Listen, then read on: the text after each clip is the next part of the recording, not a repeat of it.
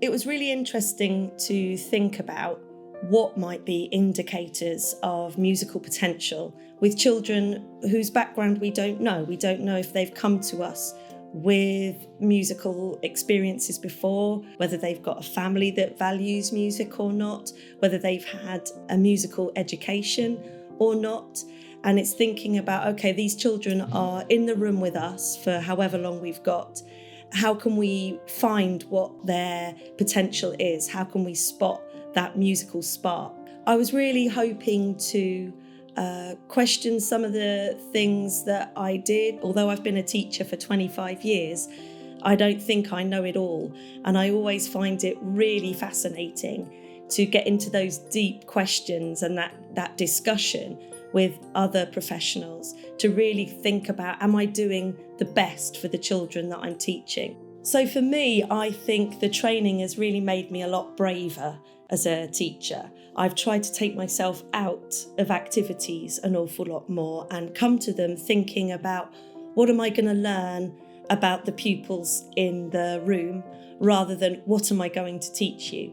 So children are freer to explore sound, to develop and put creative ideas into some of the things I might offer them. And I've really enjoyed just letting them explore music and explore instruments and explore sound and sit back and see what I can observe in the children in the room. So I think the training has really given me a tool so that after a workshop or a music session, I can then communicate to class teachers, to SLT, and even perhaps to parents about children that I've seen that musical spark in, that I've seen that potential in, and encourage them to invest in that child's musical development, whether that be through lessons or encouraging them to extracurricular activities. Communicating what I see in those children, I think, is a really powerful tool. So after the training, I was teaching a Year 4 class, and there was a new little girl who had started in the group like midway through the year. Her name was Zara, and she seemed a little isolated. She didn't know everybody and was feeling a little bit nervous, I think. And in music lessons, we were learning ukulele. So everybody had the ukulele, but obviously I was aware that Zara hadn't had a go at it. So I was taking on board one of the activities that I'd done with Hugh, where we just give out the instruments and sit back and see what happens. And I wondered if I could do this with ukuleles. So I did. I invited the children to find their ukulele. I put a bit of music on in the background and asked them to explore what sounds. And I sat back and I watched. And as I watched, I noticed Zara had turned her ukulele over so that the strings were on her knees, and she was drumming on the body of the ukulele, a really complex rhythm, but it was perfectly in time with the backing track that I noticed.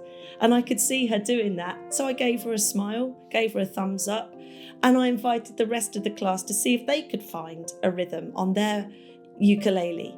Where normally I perhaps would have leapt into finding chords and naming strings, we were just exploring what the instrument could do. Later on in the term, we'd learn a call and response song called Tongo. I'd taught it one lesson with me singing the call and the children joining in the response.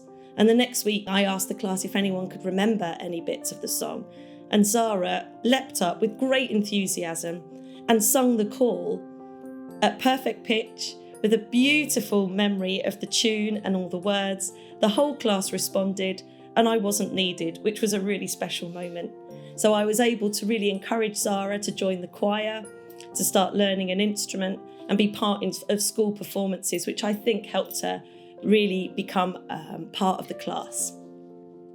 I have really thoroughly enjoyed being able to deliver this training to music hubs, and I would encourage any music hub to sign up for it. It's been really interesting to see how each group have responded differently and seen different things in the facets that we've talked about. And then looking at the video resources together, there's been so much discussion, and I'm hoping that the training would really empower those teachers to put their knowledge into practice themselves.